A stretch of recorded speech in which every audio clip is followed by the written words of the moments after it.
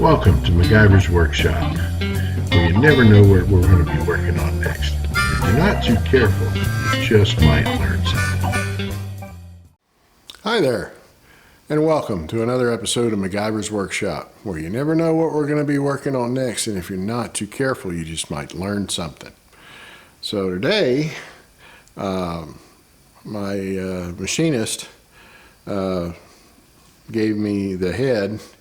As he's working his way through it, he stopped and before he finished it to allow me to go ahead and do some porting work on it. And what we've done with this head is we've basically put bigger valves in it, and I'm gonna do just some very mild, polishing, maybe a little blending in the ports. Nothing too crazy.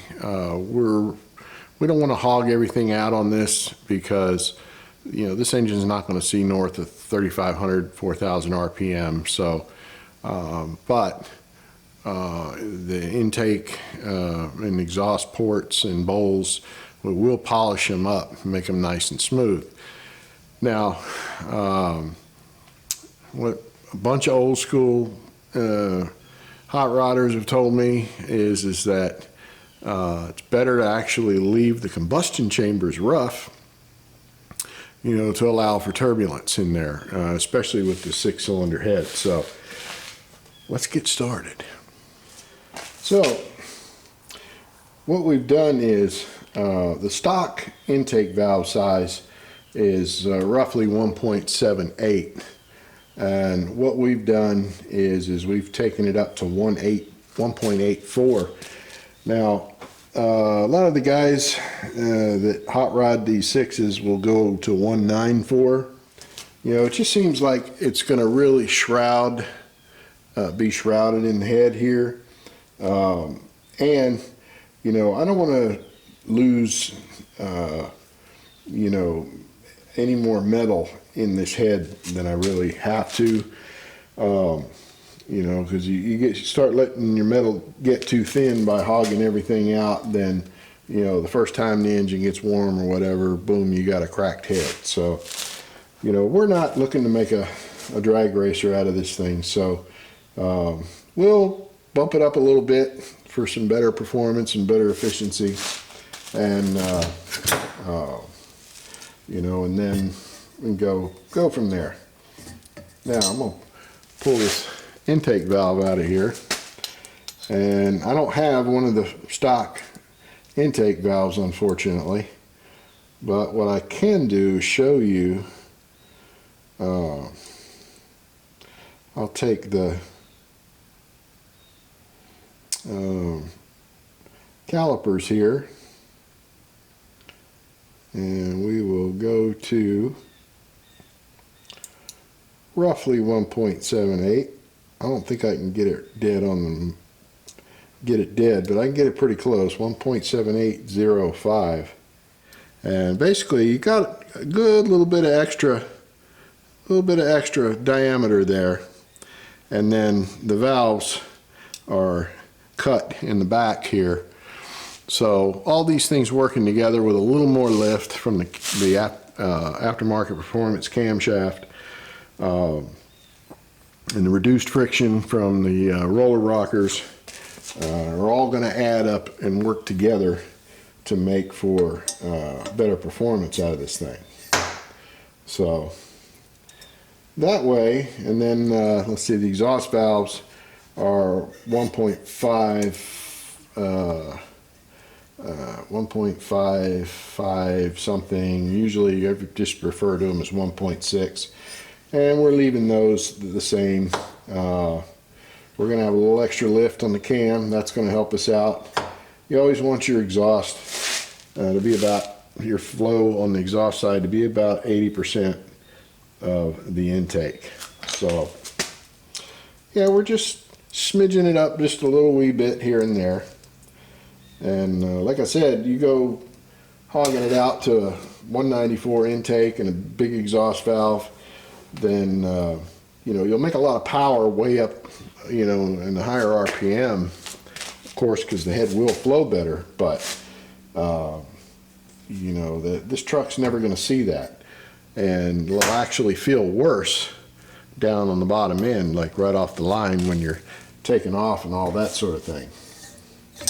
And the other thing I should mention is that these are actually small block Chevy valves, and you know, this one's been turned down and remachined down to you know, 1.84, and this one's 1.6. Now I think they're either 50 thousandths longer or 50 thousandths shorter. I can't remember, but so we'll have to do custom push rods, custom length push rods, and all that. But what we're going to do, and I will show you in here what we're going to be doing. I'll have to reposition the camera, but give me a second to do that, and I'll show you what we're going to go after in here. All right, so what we're wanting to do basically here is we want to smooth all this out, and there's a big casting, like a big ridge right here. We're just going to smooth that out, and we'll kind of smooth this off a little bit right here where the valve guide is, and just kind of smooth everything out and polish here. And then there's a little ridge right here that we'll want to round off a little bit. And that's gonna open that area up significantly there. So, and on the exhaust side, we've got, you'll notice there's a kind of a big ridge right there. Not much you can do with that because you got water jacket and all in there. You can't get too crazy with the carbide going in there, but you can smooth this same area out up here, and smooth everything out, and smooth this little ledge off right here. And there's a little bit of a ridge here that can be smoothed out. So the air has as smooth as possible path to get into the cylinder. And what these guys are telling me, and these are old school drag racers, and you know, from way back, and you know, and they're still very competitive today. They say to leave, you know, this kind of roughness here inside the combustion chamber, because what that does is that promotes turbulence. So when your fuel air charge comes in, then as it hits all those little ridges and bumps and things, you know, it's kept tumbling, and that helps you know, keep your fuel atomization even throughout the cylinder, and keep your burn, you know, even, you know, when the cylinder fires. So I'm like, okay, I can believe that. So if there's anything like exceptionally obnoxious in here, I might clean that up, but for the most part, we'll leave it alone. And one of the other things he did too, when he opened up these intake ports, he also opened up this area in here. You can see where there's some machining all the way down inside there. There's no point in having a big valve and then the hole behind it is still small. So, all right. So a couple of the tools we're going to use for that, I'll show you here in just a second. I'll have to reposition the camera just a wee bit. And what we're going to use for this is a carbide burr. And make sure, of course, you always get carbide. If you end up just using a rotary rasp, your bit's going to last about half a second against that cast iron, especially in a exhaust port where, you know, the cast iron's gotten really hard. So then, of course, we want to lubricate our air tools.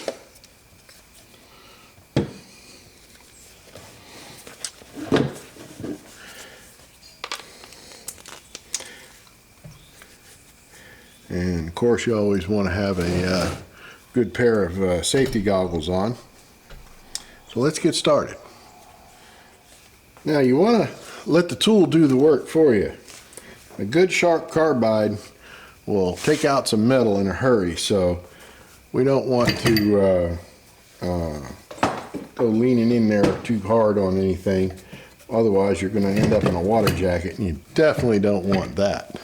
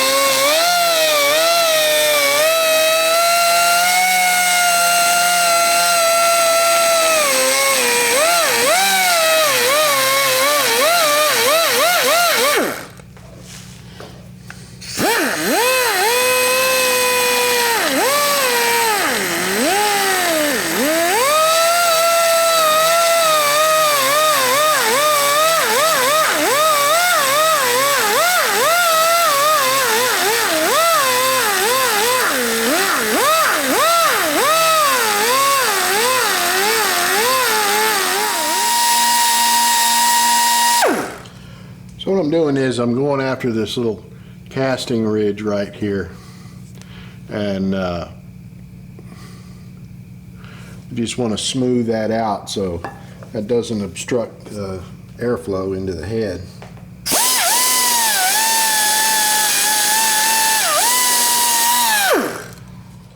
You can see how we smoothed it out.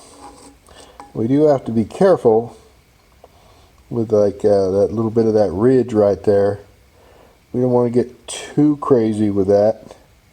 I'm probably a little too conservative. I could probably hug that out, but it's not about you know, CFM on this as more as it is velocity and a smooth unimpeded flow. So what we've got is we've got all that roughness smoothed out,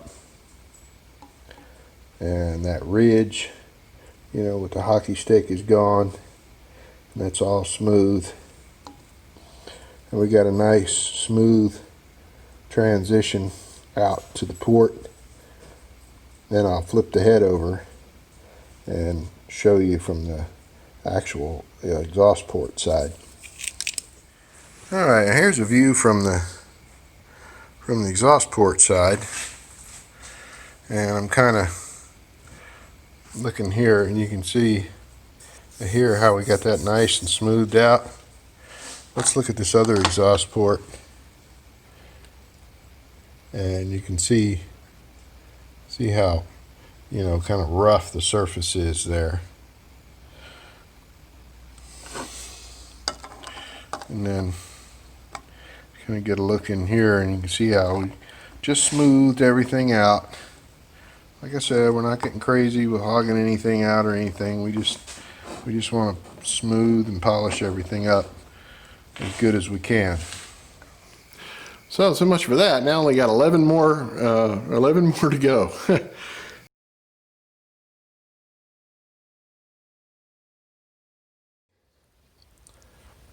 I got all my ports polished up as nice as my amateur skills can allow me to get it, and it has to be an improvement because the surfaces of those ports and the bowls and everything was so rough from the casting, and now they're just really super smooth. You know, we didn't worry about taking a lot of metal out anywhere or anything like that. It's more polished than port. You know, we did cut back some ridges and ledges and stuff like that, but nothing super crazy. You know, at the end of the day, your engine is just an air pump. So the more efficient that you can make it as far as moving air in and out of that engine, better off you are. So let me flip the head over and I'll show you the bowl side. And my lights not covering the whole length of the head here, but you can get the idea of how we clean those bowls up and smooth them out best we can. And yeah, they're looking a whole lot better. So couple that with the larger valves, she ought to breathe pretty easy.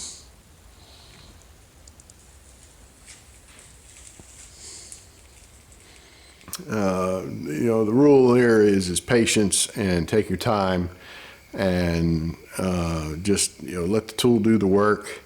Don't let the tool chatter, because it will try and bounce around in there. And then keep good control over the the tool itself, and you'll do fine. So anyway, thanks for watching. Please subscribe, ring the bell icon so you'll be notified when I post new videos. And feel free to comment.